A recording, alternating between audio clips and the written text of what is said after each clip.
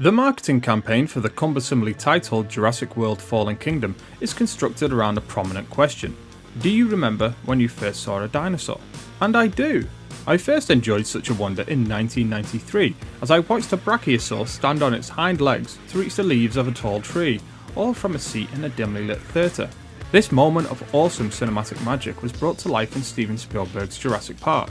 3 sequels and 25 years later, we arrive at the 5th addition to the Jurassic Park family, this time brought to life by director J.A. Boyena and writer-producers Colin Trevorrow and Derek Connolly.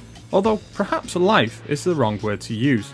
Much like its predecessor, Fallen Kingdom is less concerned with providing audiences moments of awe and wonder, instead favouring an oppressive sense of dread and a great deal of heartbreak. Fallen Kingdom opens 3 years after the Jurassic World incident, with the peaceful dinosaur ecosystem on Isla Nublar under threat of a second extinction, this time at the hands of an active volcano. Quite why a multi-billion-dollar corporation would go through the expensive and arduous task of clawing these extinct reptiles back from death, only to pop them on a small island with an active volcano, is a question that's never asked, never mind answered. Perhaps it is another example of park creator John Hammond's hubris, though with consideration to the rest of Fallen Kingdom, it's more likely the result of lazy plotting. Our previous film's hero, Claire, now a dinosaur rights activist and ostensibly a completely different character entirely, is enlisted by Hammond's old partner, Benjamin Lockwood, and his protege, Eli Mills, to save 11 dinosaur species before the volcano eventually erupts. However, she will need the help of once dinosaur trainer and her ex-partner, Owen, to capture Mills' most sought-after possession, an intelligent velociraptor named Blue. So far, so very The Lost World, and it stays that way with little deviation for a large portion of Fallen Kingdom's runtime. Despite the skillful filmmaking on display, with Boyena orchestrating a series of great set pieces on this volatile island, with a breathtaking opening scene proving a standout, there's a sense that the film is largely going through the motions in effort to get us to a more interesting premise, which it doesn't arrive at until Fallen Kingdom's final moments. The organisation you think may have ulterior motives does, the people you suspect to be working against our heroes are, and these heroes are just as late to discover these facts as we expect from a sub-average blockbuster. And sub-average Fallen Kingdom proves to be, as even when I take into consideration Boyena's superior efforts and distinct eye for horror, with the film's second half allowing him to channel the gothic horror of Nosferatu and the set design of The Shining, I still found Fallen Kingdom to be nigh on completely bereft of fun.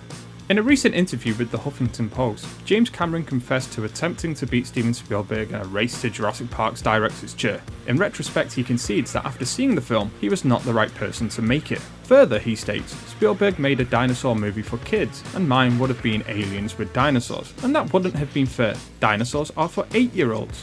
This is very much at the heart of the issue in regards to the Jurassic World series and its constant battle with tone. Even when channeled through the hands and eyes of accomplished visionary filmmakers such as J.A. Boyena, it's in service of a tone that feels too dark, too brutal, and too cruel for the series. Looking at Jurassic Park, even at its most gripping and dangerous, it remained a film made for children who love dinosaurs. But in its dedication to exploring dinosaur death in a myriad of ways, Fallen Kingdom seems more fitting a film for kids that torture animals. By the point in which we are once again submitted to witnessing the death of the series' iconic brachiosaur, this time suffocating in a cloud of volcanic ash, I lost all ways to enjoy the remaining fun. For all the characters' ceaseless nattering of whether these creatures are legitimate animals or monsters, with little payoff mind you, it seems only to serve the cheap purpose of making us care when the evildoers go about sadistically wrenching teeth from these helpless creatures' mouths. This is not my idea of a fun time, and certainly not the type of viewing experience I would recommend for the 8-year-olds that made Jurassic Park the classic blockbuster it remains to this day. Ultimately, when the question, do you remember when you first saw a dinosaur die, is eventually asked, the Jurassic World series will be the answer, and that will be its lasting legacy. And for that, I award Jurassic World Fallen Kingdom 2 out of 5 stars.